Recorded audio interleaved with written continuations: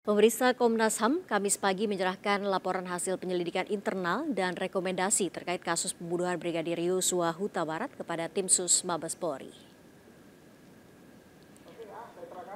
Komnas HAM merekomendasikan 3 hal terkait kasus pembunuhan Brigadir Yosua. Yang pertama, rekomendasi terhadap penyidikan kasus pembunuhan Brigadir Yosua.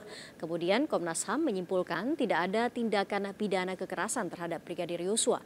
Sementara pada poin ketiga, adanya upaya penghalangan proses hukum dalam pengungkapan kasus pembunuhan Brigadir Yosua.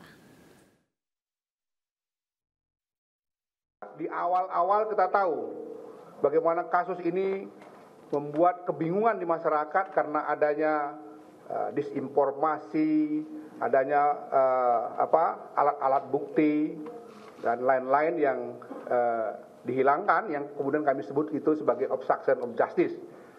Tetapi secara bertahap kerjasama dari Komnas HAM dengan Kepolisian Republik Indonesia itu akhirnya rekan-rekan tim sus kita dan penyidik kita berhasil mengungkap itu semua.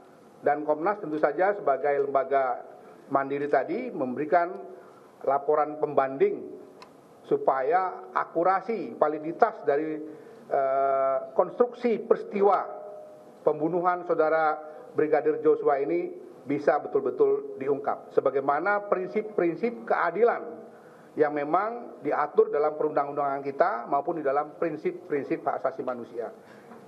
Rekan-rekan sekalian, ada 3 substansi yang rekomendasi dari Komnas HAM. Yang pertama terhadap kasus itu sendiri, kasus pembunuhan. Kalau di kepolisian dikenal dengan pasal 340. Kalau di Komnas HAM extrajudicial killing, sebenarnya sama. Tapi kalau di kepolisian sudah dengan pasal 340.